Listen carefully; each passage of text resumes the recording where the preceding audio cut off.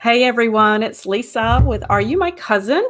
It's Thursday, so we're here to talk genealogy once again. But today, as you can see, I have Mary Eberle with me of DNA Hunter Society. Hey, Mary. Hey, Lisa. I'm How are you so doing? glad you're back. Oh, thanks for having me. Oh, you're welcome. So as you're entering, guys, you may, if you know Mary, you're probably excited to be back. And if for some reason you have not met Mary before, Mary is the owner of DNA Hunter Society. And she is my DNA expert because I don't really do DNA very often. I know, Mary knows this. I know just enough to probably get myself in trouble or really just get myself started. But anyway, I always ask Mary. So if you have questions, guys, for Mary, because this is going to be a very kind of casual thing. If you have questions, go ahead and pop them into the chat. So it's kind of an Ask Mary Anything type of conversation that we're having today. Cooper already has a question over from Facebook. So thank you so much for that. And we will definitely get to that question. So I appreciate you putting that in there. And I know I had a question for Mary as well. And as you're coming in, I thought I would share a couple things with you besides a warm welcome to you guys. I had the most fun morning, or the most exciting thing happened this morning. And as you guys are you guys are genealogists, so you're my people, I like to say. I had a cousin reach out to me. She's like, Lisa, we're cleaning up the house and I have this wonderful washstand that your grandfather had refinished for his sister or for his aunt. And would you like it? I really want it to stay in the family. Of course, I said, sure. I have no idea where in my house this thing is going to go, but it's coming to my house, just so you know. And then she said, oh yeah, and by the way, would you like Grandpa Suggy's cane? Well, Grandpa Suggy is my second great grandfather. She said it's super short because he kept poking the fire with it and it would burn the tip down. So anyway, it was really exciting to know that some family heirlooms are coming my way. So that was exciting. You never know when these things come. So I wanted to share that with you guys. I know you guys enjoy it when that happens. Hey, Dave, good to see you. Hey, Bonnie. Oh, hey, L. Wilson, thank you so much. Shay has put in a question as well. So perfect. We'll get to that one as well. And we have Lynette and June. Hey, guys. And Heidi from snowy Anchorage, Alaska. Woke up to 14 inches of fresh snow. Oh, my. That's a lot of snow. That's a lot of snow from North Carolina. Heidi, I probably should tell you this, that I ran in shorts this morning because it's like in the mid-70s here today. We're having an early warm-up. So anyway, a couple of things. As you're coming in, just wanted to share a couple of announcements with you guys. Next week, March 17th at 2 p.m. Eastern time. So that's 2 p.m. I am having the live training for out-of-the-box genealogy tools for genealogy research. So what that is, there is a small registration fee for this one, and I will be going really detailed into how to use Archive Grid for your genealogy research. So Archive Grid will go into WorldCat because I think there are probably some features there, even if you use WorldCat, that you may be missing that could be helpful to you. We'll talk about Percy and how to use Percy and get the most out of that, because there's some tips to searching it to make sure that you're getting what you need out of it. And then as a bonus, I also decided to throw in Google Books because, I love Google Books. And again, I think there's some features there that you may not be aware of, and you could be that could help with your research and using it for genealogy, finding relevant materials, and streamlining your search a bit too. So I wanted to put that there. I am going to go ahead and pop that link into the chat there for you guys. If you are on my email list, you will have already gotten that this week. That went out this week for you. If you are unable to attend live, don't worry, but go ahead and register, because you will have access to the replay and handouts, but only if you have registered ahead of time. All right, let me get that in there for you guys. So there it is in the chat. You guys are welcome to take a look at that and see what's going on. Okay, we are getting lots of wonderful questions, Mary. I'm so excited. So let's dig in. Okay, where do you want to start? Do you want to start? Is the question I asked you, Mary, is that an easy one, a short one to answer, do you think? Or we can go forward if you want to, and then we can hit those questions. So, Sure. yeah. Yeah. All And right. okay. Do you want me to explain the problem that I had? Yes. Yes, Okay. please. So I have my father did DNA, a Y-DNA test at Family Tree DNA, as well as a family finder over there. And I had a gentleman reach out to me recently that he matched my dad and another gentleman with the surname we're working with is Talbot, which is my maiden name, and that he matched them, but he did not have that same surname. And he's also over in England, and the other two are here in the US. So he was curious how to find and where that connection might be. And I was kind of curious about it as well. They did not match on Family Finder. They only matched at the 25 marker test on the Y-DNA. So help, Mary. Okay. Okay. And, Y-DNA is something that people have lots of questions about. So I'm glad you asked it.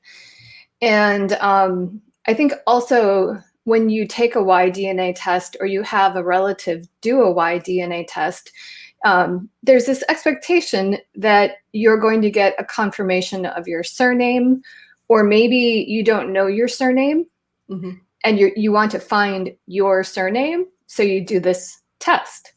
And unfortunately, because surnames change more rapidly than our Y-DNA itself, a lot of times, and actually the majority of the time, the two don't match up.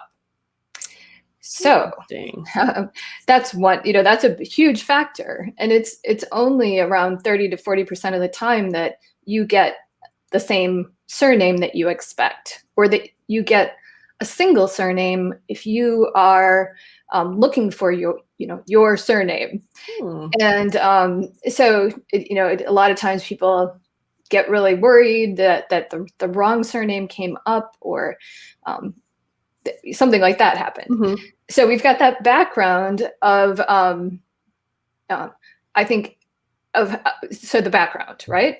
And then there are also the different testing levels. So it sounds like this gentleman and your dad test on the Y20, is it 24 or 25? 25, yeah. 25. They're no longer offering that test for sale.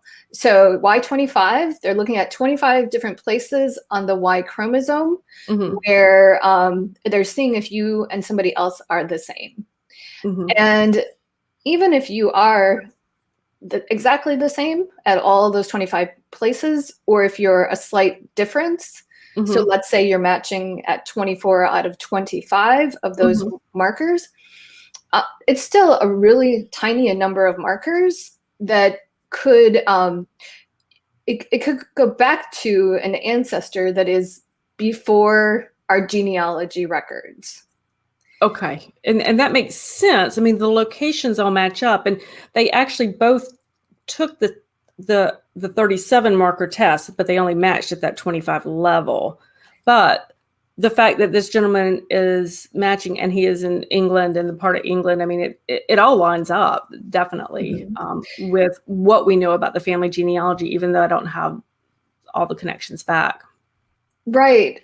So that's a really good point that you made, is that you can use it to confirm in a more general sense that your father's line goes back to a specific place in Europe, and that is provided by that match to that person who did the Y25 test. Okay. If he also did a 37 test, and he's not on your dad's match list when you're looking at 37, which I understand is how many your dad did. Yeah. That means that there were enough differences that they meaning Family Tree DNA, said these two men don't match when we come to this higher number of markers. Okay. So the 37 is just on top of the 25, and there must have been, I don't know, let's just say 5 differences or 6 differences or 7, to the point where they're saying these guys aren't really matching now that we look a little more finely at the Y DNA.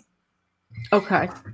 That makes sense, because if I look over at the results page, and guys, I would share this with you, but it has full names of people, and so I was a little hesitant to do that just for privacy reasons.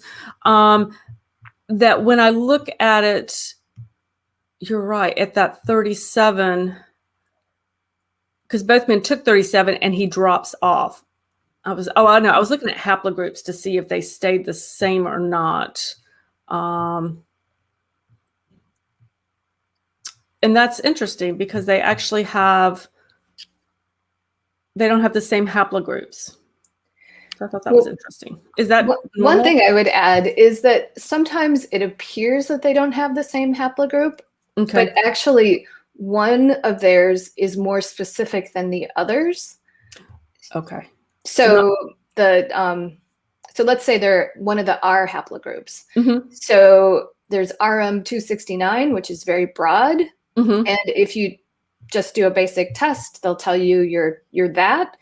But then if you pay and you get a few more markers tested, then they will further define it. And now you might be R, so still that very broad R, but then it might say, U129, just some other number letter combination. And now, when you look at it, you think, oh my gosh, this one man is different than the other man, but it's just basically a derivative of the broader type. Okay, that makes sense. So not to get too overly excited until more detail would come in for that kind of. So ultimately, would Dad and this guy be related enough to a degree that I would, if I could do the genealogy back far enough, I would find that? Or is it more just kind of an interesting finding? Yeah. Well, luckily, FTDNA tells you a prediction of how far back you would have to go in order to find a common ancestor. And you get that by clicking on the little tip button, TIP, and it's orange. And that will tell you the probability of finding a common ancestor within so many generations. Oh, I see. So when I clicked on that, it says, like, within 4 generations, I have a 27% chance of finding a common ancestor. At 8 generations of 57. Oh, I never paid attention to that, so I'm going to have to do that. Okay. Okay. So, and you know how far your tree goes back, and hopefully this man has a tree on family tree DNA, or you can ask him for it. But in general, I would say that other man looks much more promising. Yes. The other match, who is matching at Y37 and also has the Talbot surname. Gotcha. That makes sense. Absolutely. Absolutely. Wonderful. Thank you so much. Oh, sure. I feel much better. And I can't wait to share that information with him.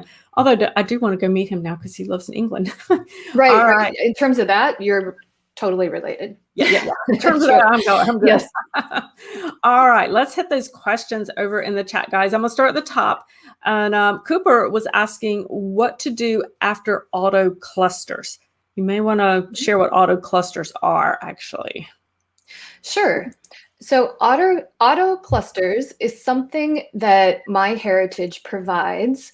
It's actually from a third-party website called Genetic Affairs, and it's going to create clusters of your matches. So these clusters that are shared matches of each other. And when you get your results, you'll have a grid showing these clusters. And hopefully, at least some of the people, so some of your DNA matches. And from that, oftentimes we can identify where these clusters originated from.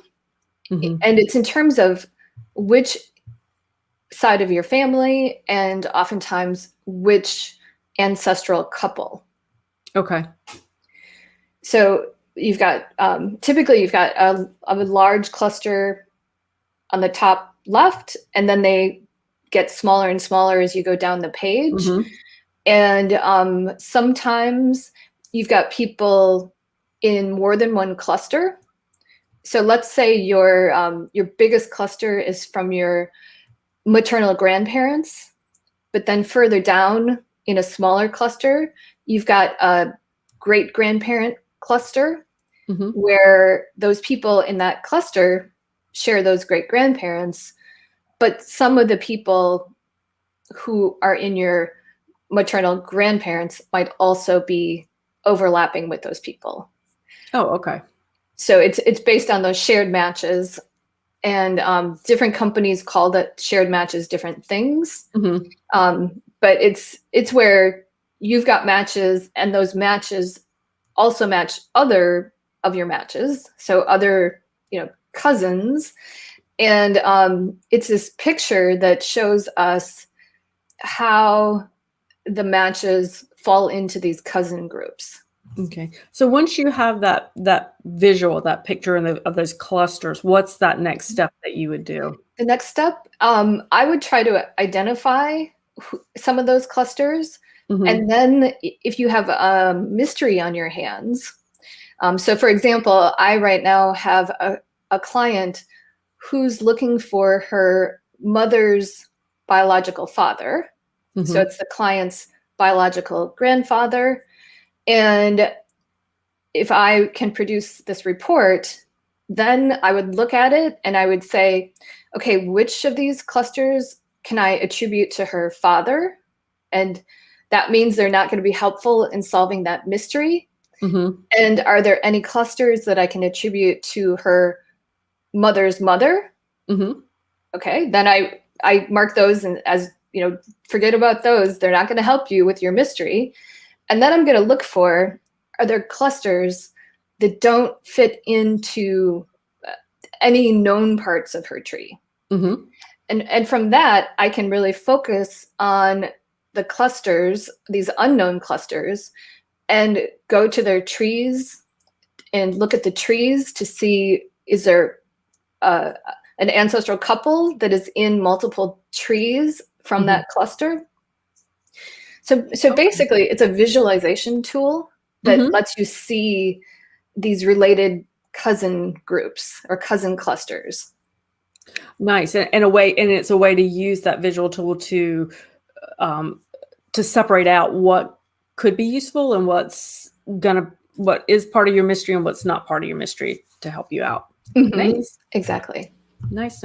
All right. Perfect. Oh, hey guys, I can get fancy now. There we go. Now we have another question. What is a chromosome browser and how does it work?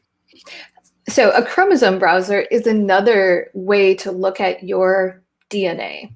And in this instance, with a chromosome browser, it's going to give you a line for each of your autosomal DNA chromosomes. So we've got 22 pairs of those. And then if there will be also a place for your X chromosome. And in that chromosome browser, you're going to see segments of DNA that you share with your matches. So it's this picture of the DNA segments that you're sharing with your matches.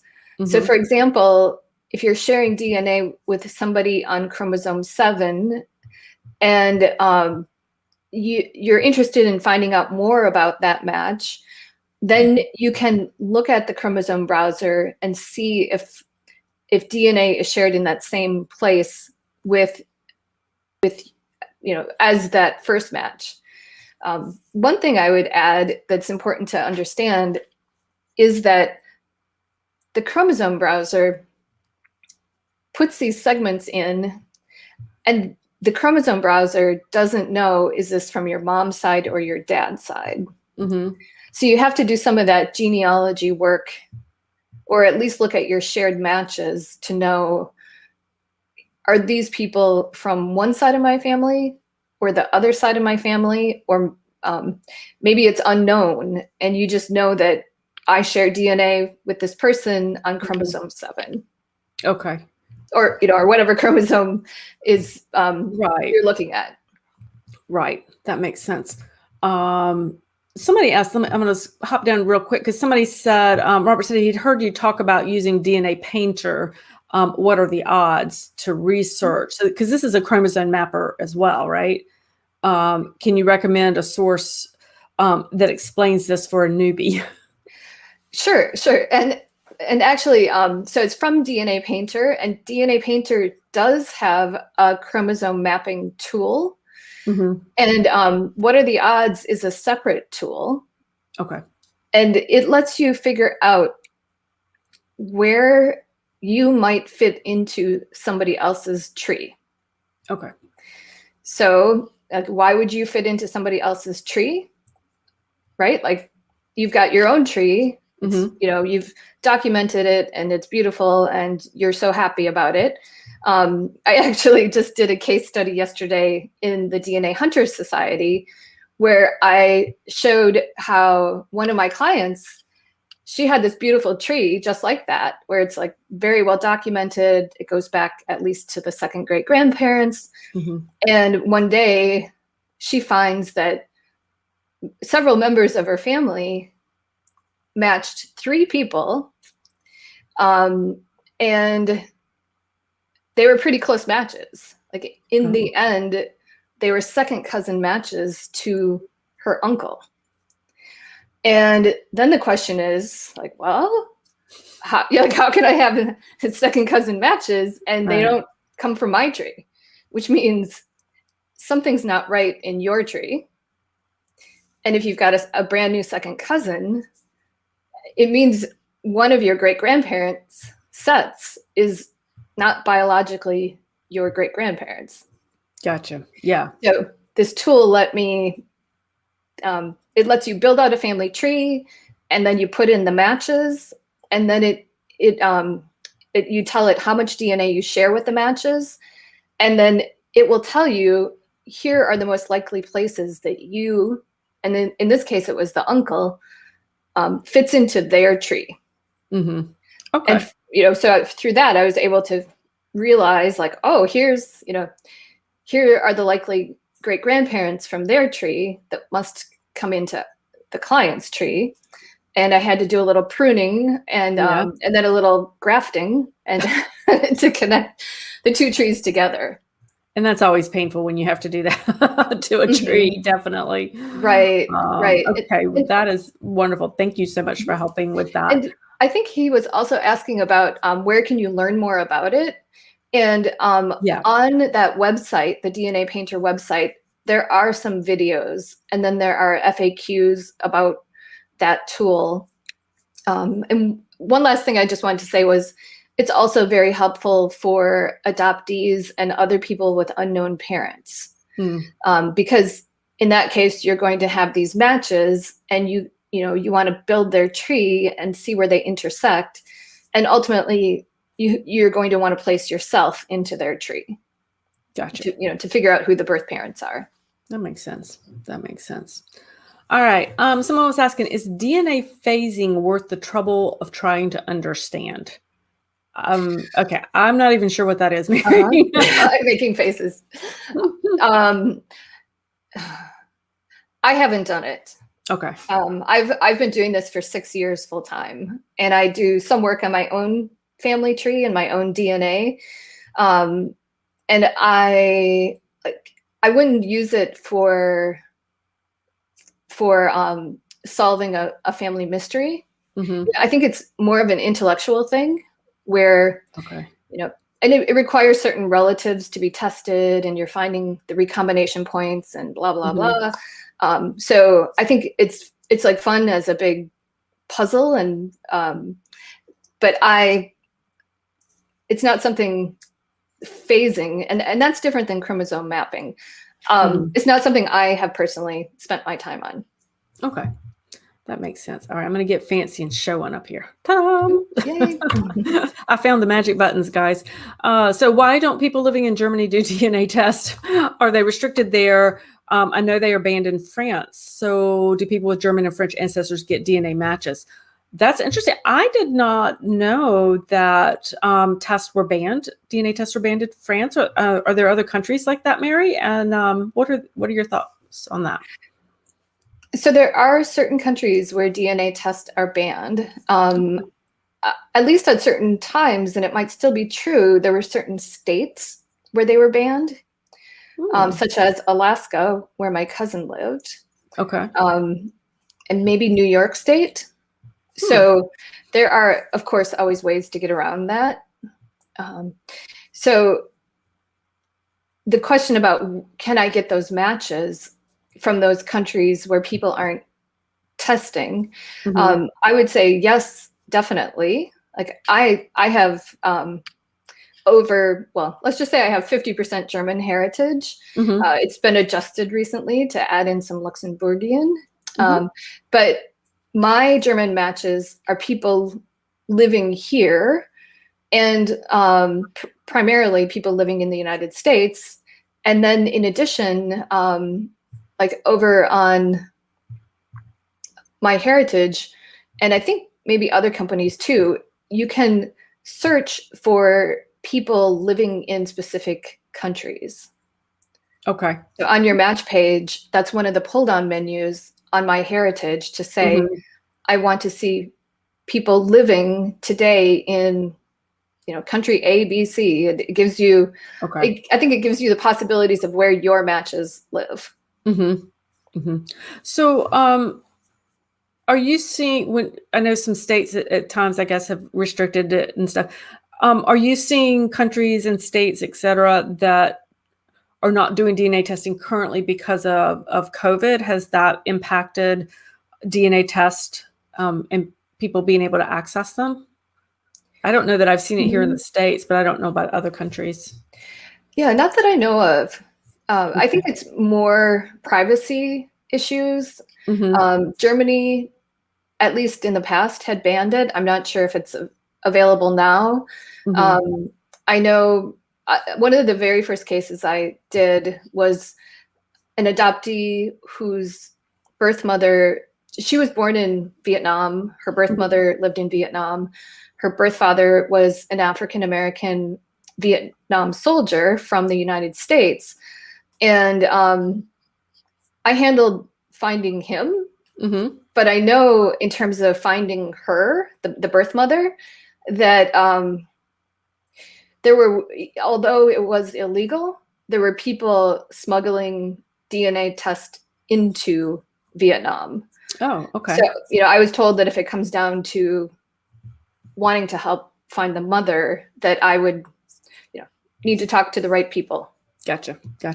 So Bridget was saying that they have matches residing currently in Germany, France, Belgium, the Netherlands. She wasn't aware of any restrictions. And Rick is also saying that he's worked with German citizens who tested with myheritage. So sounds like that shouldn't be much of an issue there. So good to know. And I'm sure things change as politics change and things like that too. So, but I wasn't aware. And so thanks for letting us kind of talk through that. I wasn't as aware of that. All right, let me pop back up because now I've lost my place. Okay, back to that autocluster question. So Cooper put in that she says, I have 39 clusters, not in any hierarchy. Interesting. 39 clusters. That seems... 39 clusters. Not in any hierarchy. Well, for sure they're numbered 1 through 39. And I guess I'm not exactly sure what you mean by hierarchy, but I would not worry about that. Gotcha. And instead I would try to identify known matches. So I know it gets really tiny when you get the report, but if you can print it out and be able to, if you can see it, I guess you can work between your computer and your printout, your paper printout. Yeah. And you can, what I did for my own was I labeled the clusters, and then I based on the matches, the known matches.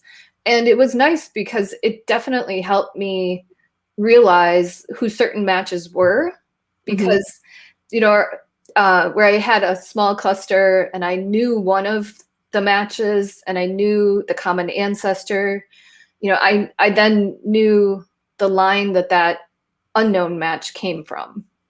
That makes sense. Okay, great. And Robert was asking something about, he said, okay, but where can I get more detail on how to do what you just described? I think that has to do with DNA Painter. So yeah, on the website, they have how-to videos. Family History Fanatic, Andy Lee has done some videos on DNA Painter. So that would be, I'll drop a link in here in just a minute. As you're answering the next question, I'll go in and find the link for Andy's Okay. video, Yeah, Andy he's did got a such good video. good job on that. So yeah, so hold tight, Robert. I'll get you the link for that. All right, let's see. Let me pop back up here. Got that one. Got that one. Is there a way to send a JPEG of a what are the odds question? Oh, for us to look at? Is that, Rick, is that what you're talking about? I'm not quite sure. Clarify that for me if that's what you're asking. I can't, actually, I can't do that here through the live, but perhaps we can work out something later. Maybe on do you have a Facebook page, Mary, or something like that? I don't know. I do. Perhaps do that something. So Rick, we'll see what we can work with you on that. Let's see. Trisha says she's searching for her birth father's birth family. Yes, we were both adopted. Oh, gracious. So you were adopted and your birth father was adopted. Via my DNA through Ancestry, you separate out the birth mother's family using color codes and have a few 100 unknown DNA connections.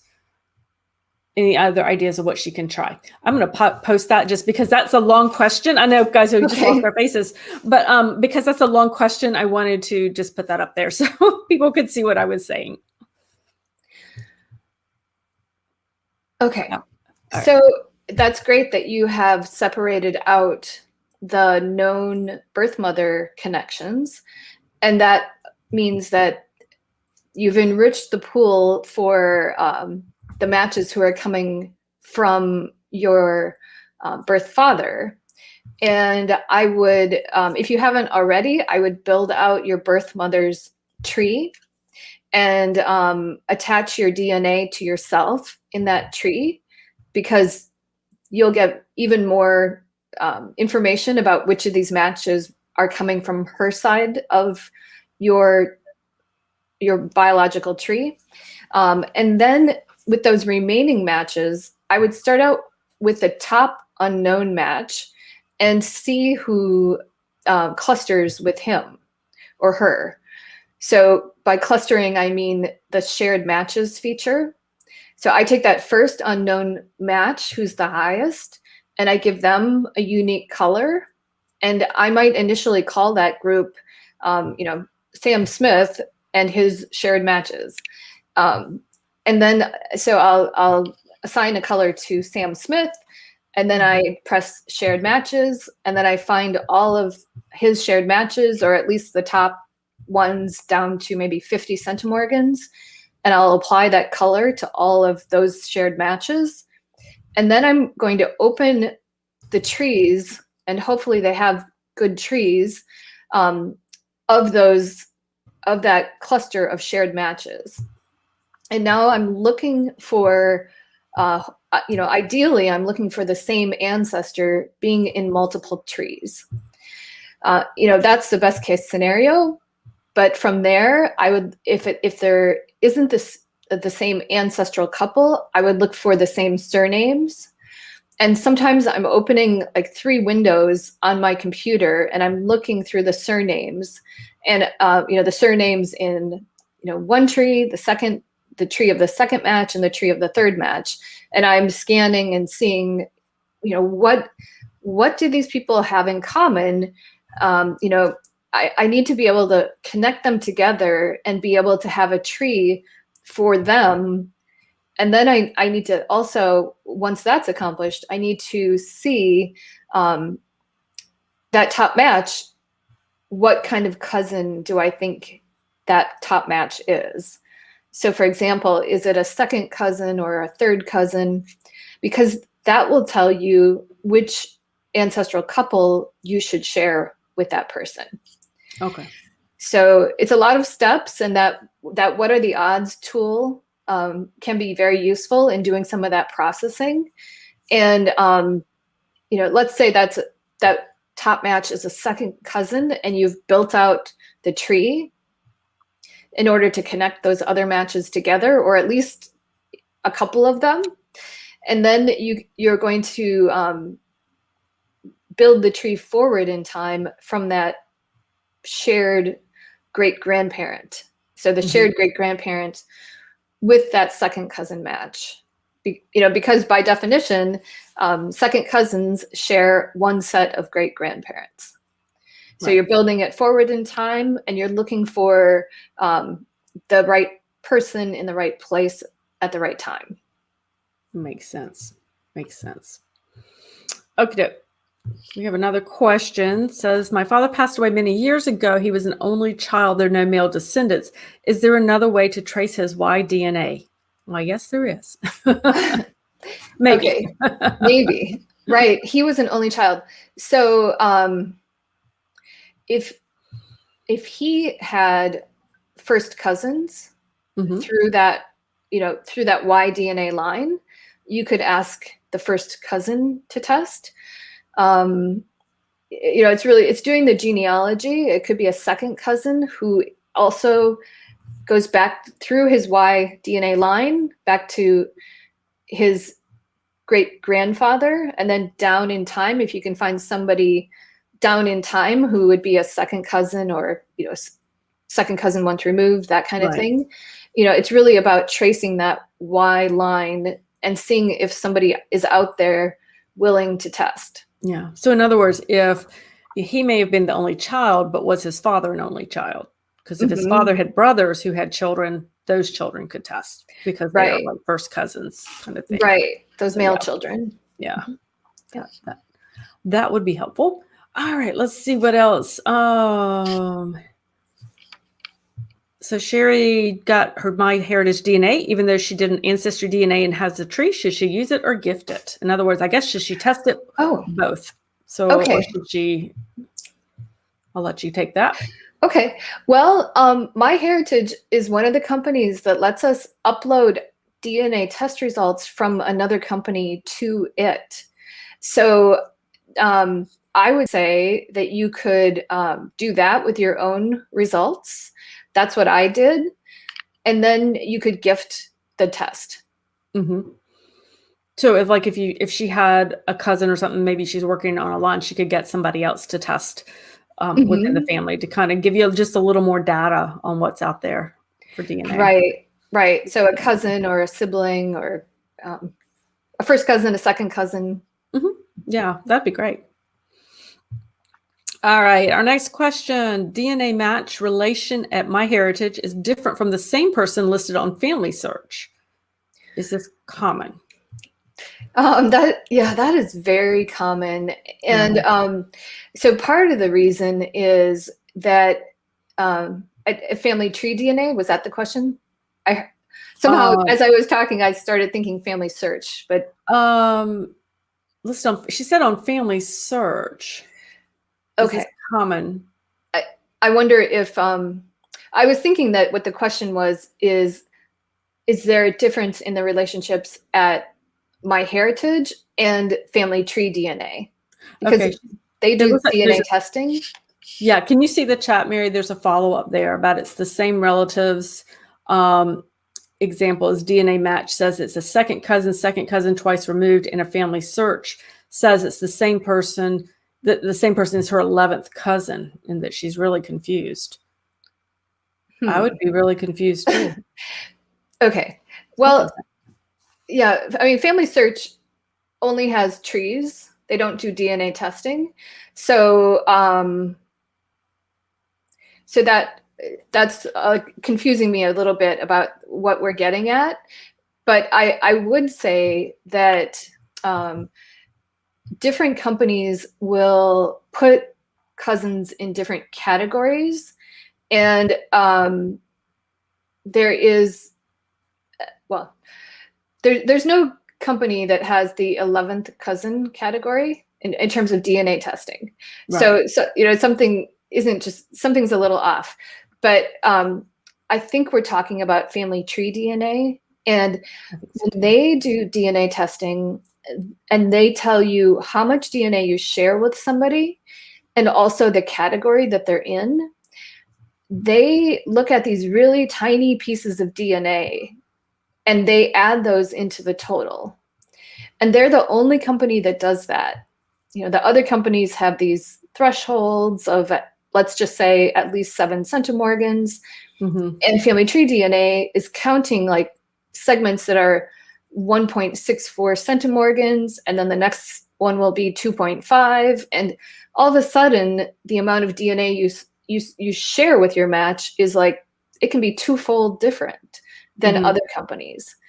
So, when we're looking at DNA matches on family tree DNA, I'm always encouraging people to look at those specific segments and subtract out anything under 7. You can download your results into a spreadsheet, and it's easy to then subtract out those little numbers and then add up what is left. And now you've got a total. So now that total is going to be much closer to what other companies are reporting. But there still are some minor differences between companies. Right. And another thing I also tell people is don't look at the labels that are being used. You know, if they say this is your second cousin, don't just look at that and think, oh, that must be right. And instead, you should go over to another one of DNA Painter's tools, which is called the Shared Centimorgan Project tool. And that lets you type in how much DNA you share with somebody. And then it will tell you, well, here are the possible relationships that person could be to you. Plus, they'll tell you the probability that it is those relationships. Gotcha. And that's over at DNA Painter, right? It's another DNA Painter tool. Okay. So, yeah.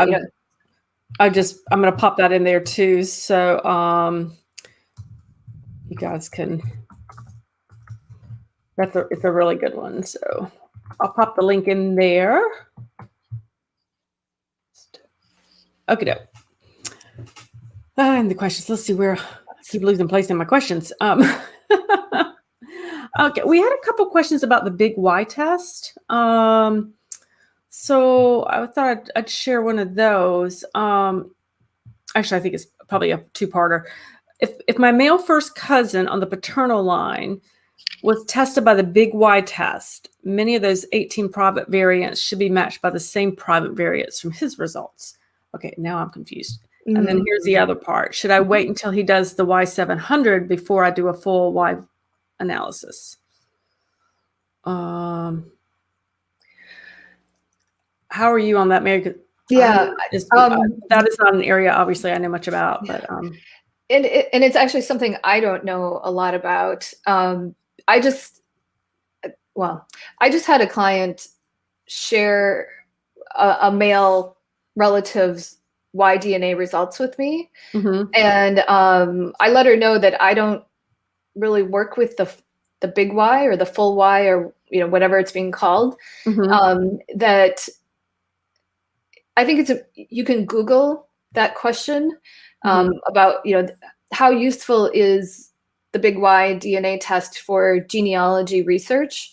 But when I looked at the results, I just looked at his Y111 results, and that goes back to what we were talking about in the beginning, that Y25, Y37.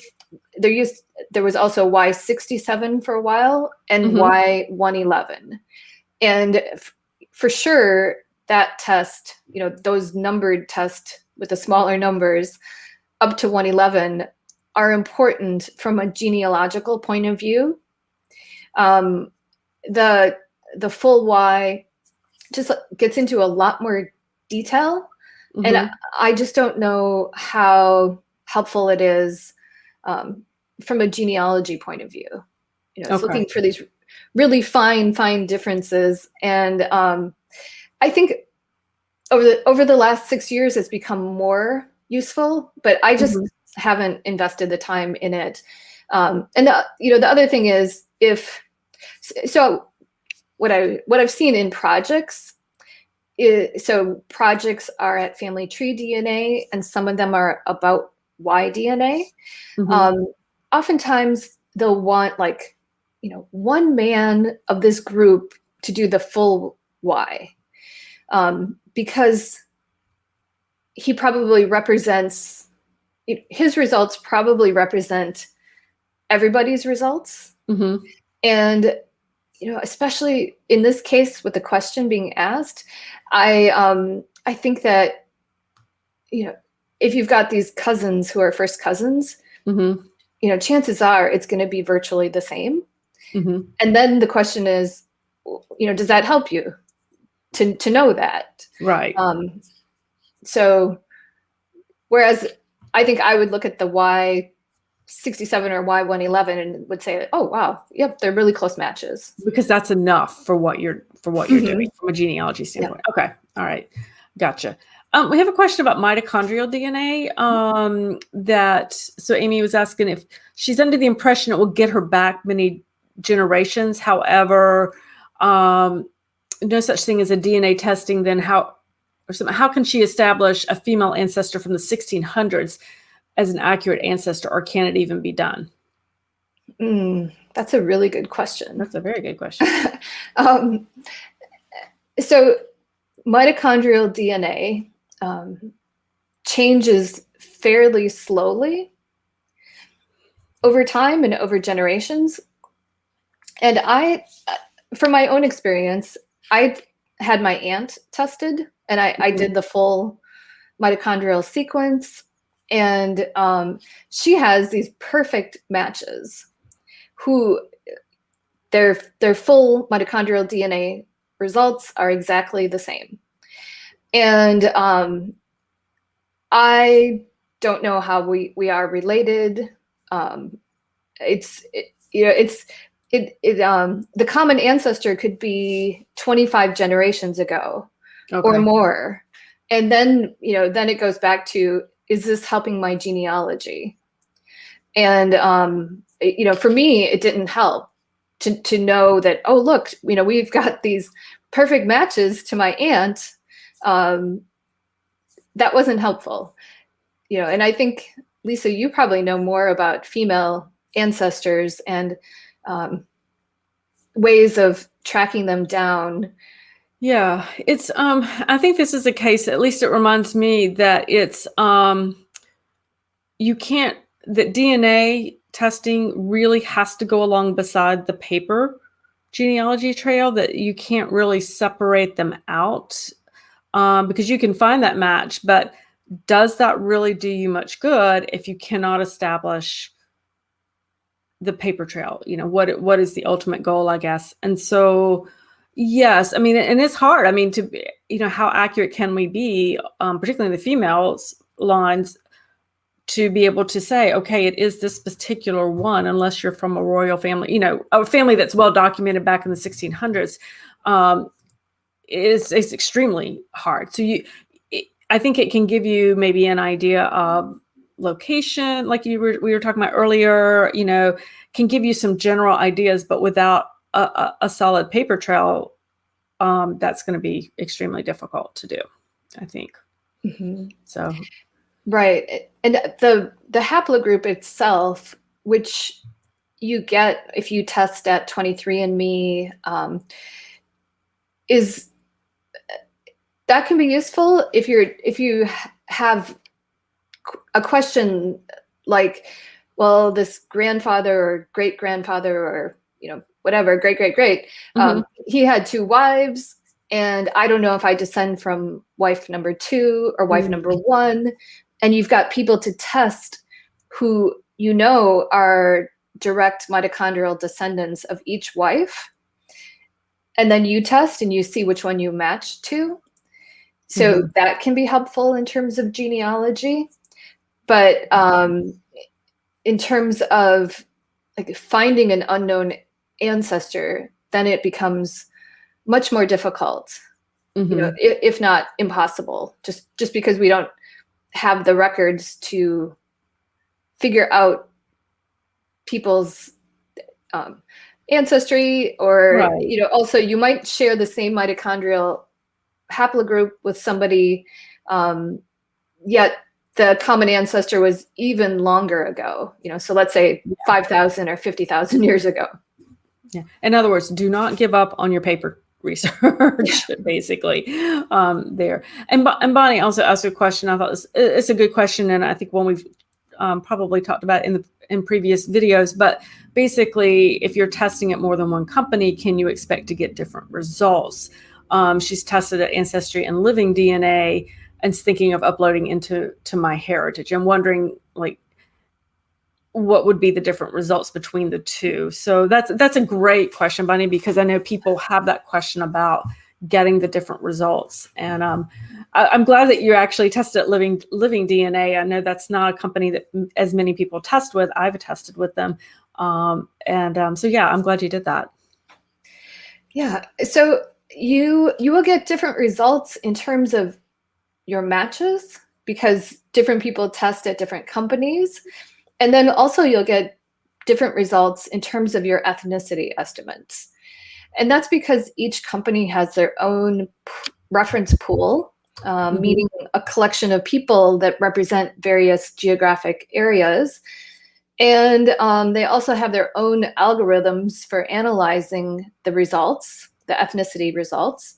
So you'll definitely get different information. And that's true even if you're taking the exact DNA results and transferring it from one company to another company. So you will get more information if you're in more places. That's good to know. Okay, so do we have? I probably have missed something somewhere along the way. Here's an interesting. Dee said that Germany, we're going back to our German question, has passed a law that bans all direct-to-consumer genetic tests. A person must give consent for genetics tests, and the test must be administered by a licensed MD. Now, that was in 2009. So, yeah. So it sounds like there definitely have had some availability issues over there, but it sounds like people are getting that, so sounds like it's doing okay with that. So yeah. All right. Anything else? I'm sure I hope I haven't missed anything, guys. If I have, I apologize. They've been flying in. So Mary, thank you so much for. Oh wait, we got one more. Bonnie said, would it matter which test she uploads to MyHeritage? So if she's tested at both, at Living DNA and tested at Ancestry, does it matter which one she uploads, or should she upload? Well, if she uploads both, you end up with extra trees, right? So I think the question is, what is the source of the results? Should she upload her Ancestry results into MyHeritage or Living DNA? And in general, I say upload the test you took most recently. But for Living DNA, what they're testing on their chip could be different, different enough from MyHeritage to cause a problem.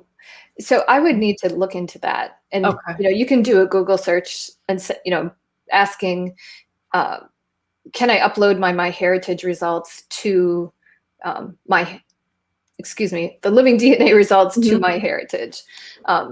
So I'm just not sure, because when they were out and about a couple years ago touting their DNA testing, that being Living DNA, they were like, you rah rah, our test is so much better than everybody else's. It's the only one that is a 3 test provided in one, which was not true, because 23andMe was providing 3 tests if you had a Y chromosome. So they were saying like, oh, our chip is so amazing. We've got these really unique SNPs on our chip, blah, blah, blah. So now I'm thinking, oh my gosh, would that cause a problem if you're taking those results and uploading it elsewhere? Okay. Yeah, and that's a great question. And if you have trouble finding it, you just reach out to the MyHeritage folks. Those guys are really responsive to questions as well. So excellent. Well, thank you so much, Mary, for all these questions. Oh, thank Do you, you, Lisa. Thanks, do you everybody. want to, yeah, do you want to tell us a little bit about your DNA Hunter Society for folks who really want to dig deep into it? Mm-hmm.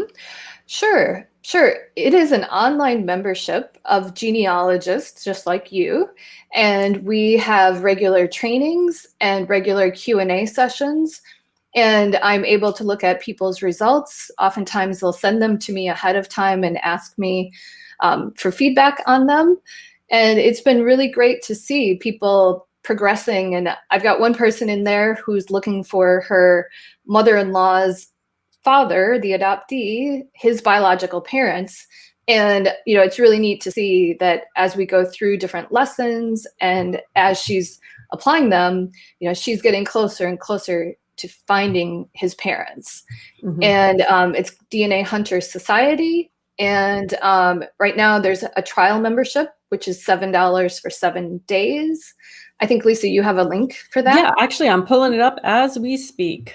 Cool. Great. So definitely. Yeah, that is fair. I'm glad to hear about the success that you're seeing with your students in there. That's great. So guys, I'm popping that in there. If you guys are watching this on replay, because I know that I do have quite a few people who do that.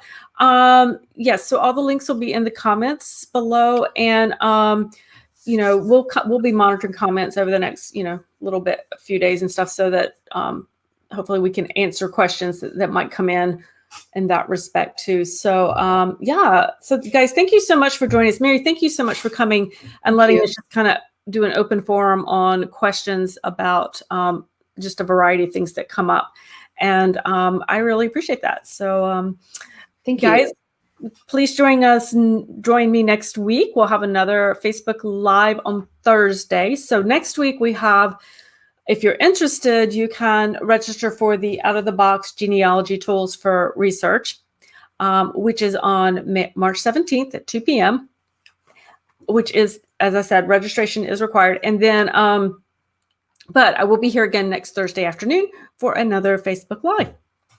So I will see you guys next week. Bye, guys. Have a good one. Bye.